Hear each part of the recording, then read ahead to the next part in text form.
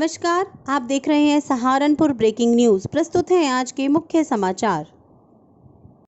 नागल थाना इलाके के नेनसौब गांव में सरकारी नल पर नहा रहे ग्रामीण मेनपाल की करंट लगने से मौत हो गई।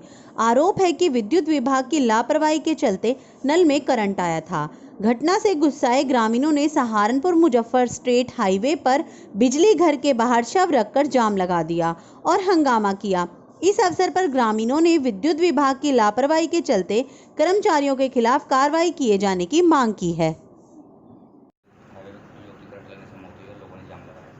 ये करीब आज सुबह 8 से 8:30 के बीच में एक सूचना मिली थी कि जो ग्राम नेनसौब है, थाना नागल क्षेत्र के अंतर्गत, वहीं के जो नेमपाल सन ऑफ कंवरपाल हैं, जिनकी उम्र करीब 26 वर्ष है, वो नहाने जब हैंडपम्प पे गए तो वहाँ पर हैंडपम्प पे करंट लगने के कारण उनकी मृत्यु हो गई।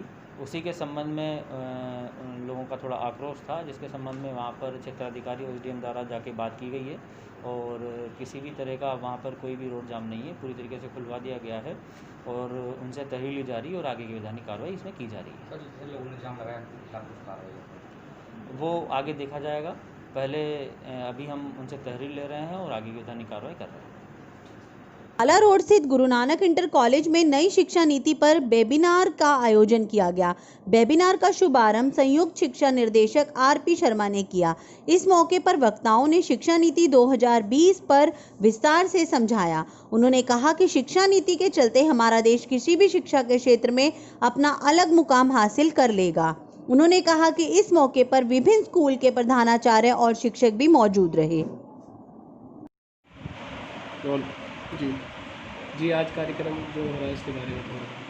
आज राष्ट्रीय शिक्षा नीति 2020 के उपलक्ष्य में हमने एक वेबिनार का आयोजन किया गया है जो विद्यालय स्तर पर की गई है, जिसका उद्घाटन माननीय श्री RP शर्मा जी, संयुक्त शिक्षा निदेशक सहारनपुर, और विशिष्ट अतिथि श्रीमती शोभा चौधरी, प्रधानाचार्य राजकीय कन्या इंटर कॉलेज सहारनपुर, और विशिष्ट अतिथि श्रीमती गोविंदर कौर, प्रधानाचार्य Guru Nanak girls inter college द्वारा किया गया, जिसमें समस्त अध्यापकों को राष्ट्रीय शिक्षा नीति 2020 से संबंधित जो भी विस्तृत रूप से जानकारियाँ दी गई हैं उनको समझाया गया कि इस वर्ष से जो नई शिक्षा नीति आई है हमारी, उसमें जो पैटर्न चलेगा वो 5+3+3+4+4 का रहेगा।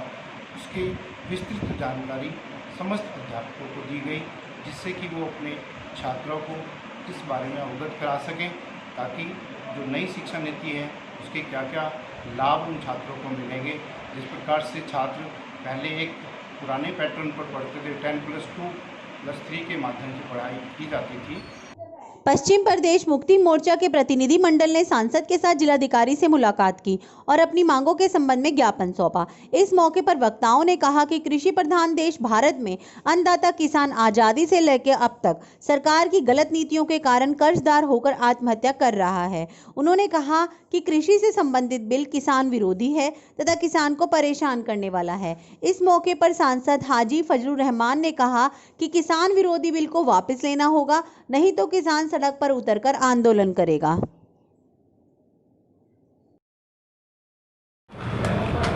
जी सांसद जी। भाइयों, जैसा कि आप देख रहे हैं, आज हमारे मुल्क में मौजूदा सरकार ने, दिल्ली की सरकार ने एक काला कानून लेकर आया है किसानों के खिलाफ। उसको लेकर पूरे हिंदुस्तान के किसानों में एक आक्रोश है और जगह जगह धरना प्रदर्शन हो रहे हैं, ख़ास तौर से पंजाब, हरियाणा, महाराष्ट्र और हमारे यूपी के अंदर। और यूपी में भी हमारा ज़िला इस वक्त बहुत ज़्यादा बढ़ चढ़कर सरकार की जो नीति है किसानों से मुताल्लिक, उसके ख़िलाफ़ धरना प्रदर्शन करने का काम कर रहे हैं। आज इसी सिलसिले में हम सब लोग भगत सिंह जी की क़यादत में DM साहब से मिलने के लिए आए थे और इनको ज्ञापन देने का काम किया। उम्मीद करते हैं कि ये सरकार जागेगी, इस काले कानून को वापस लेगी ताकि किसानों का भला हो सके। इसके साथ साथ जैसा कि आप लोग जानते हैं कि इस सरकार ने एक और कमर तोड़ने का काम क्या किसानों का, वो यह है कि गन्ने का कीमत जो है वो बहुत कम की हुई है, और जो कीमत मिल रही है वो भी 1 साल बाद मिलने का नंबर आता है। तब तक किसान कर्ज लेकर अपना काम चलाता है। और व्यापारी सुरक्षा फोरम संस्थान द्वारा कार्यकारिणी की घोषणा की गई।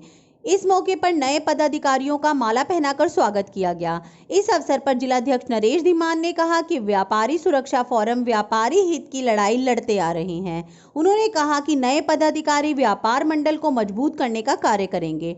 नए पदाधिकारियों ने कहा कि व्यापारी हित के लिए हर संभव प्रयास किए जाएंगे।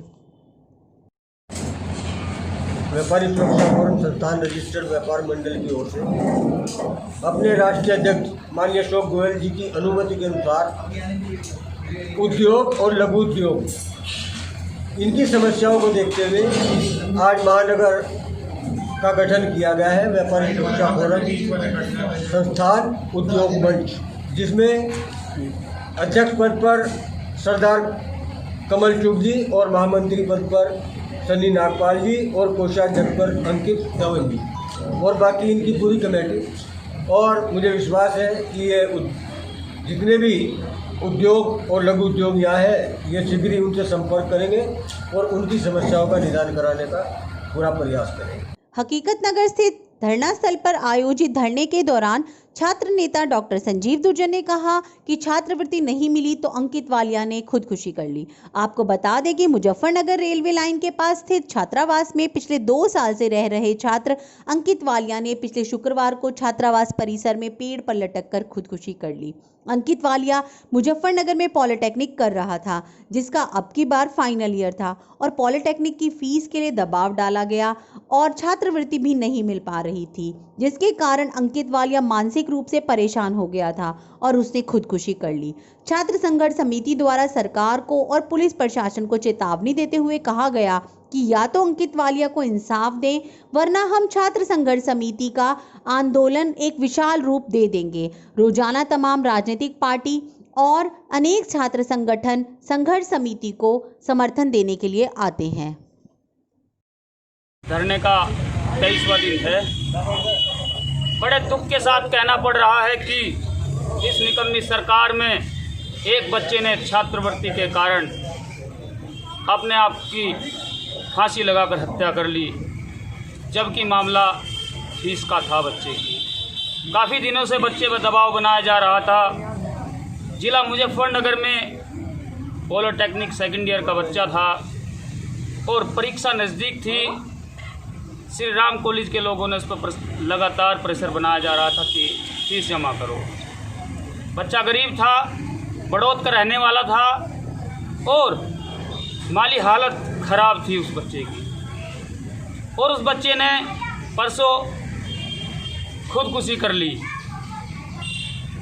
मैं इस सरकार को बता देना चाहता हूं, पिछले 23 दिनों से ये आंदोलन चल रहा है, लेकिन सरकार का कोई भी प्रतिनिधि अब तक यहाँ बच्चों की, छात्रों की, उनके अभिभावकों की या छात्राओं की अभी तक देख रेख के लिए नहीं आया। ये निकम्मी सरकार अब हमें सड़कों पर उतरने के लिए मजबूर कर रही। केंद्रीय सड़क परिवहन मंत्रालय ने सहारनपुर को बड़ी सौगात दी।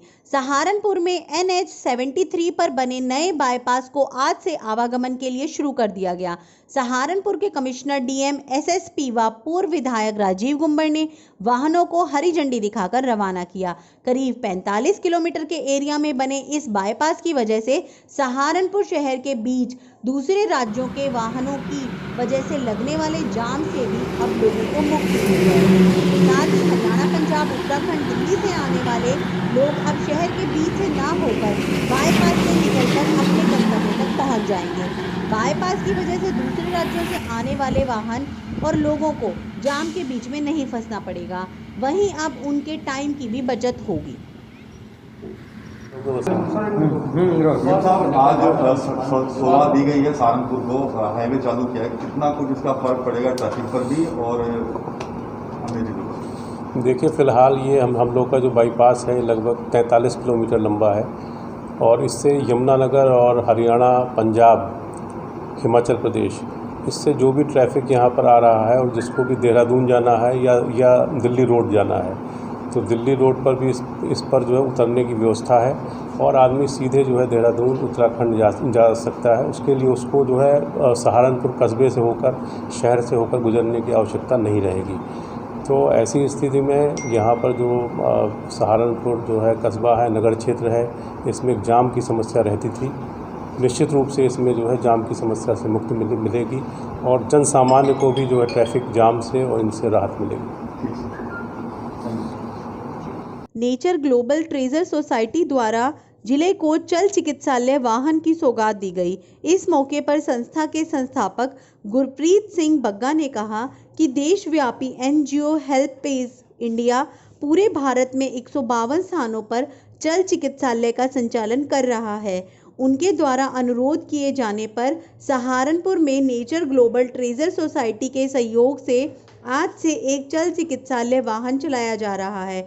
उन्होंने कहा कि वाहन में एक MBBS सहित 5 लोगों का स्टाफ 24 घंटे मौजूद रहेगा। वाहन का शुभारंभ पूर्व सांसद राघव लखनपाल शर्मा, महापौर संजीव वालिया, महानगर अध्यक्ष राकेश जैन ने संयुक्त रूप से किया।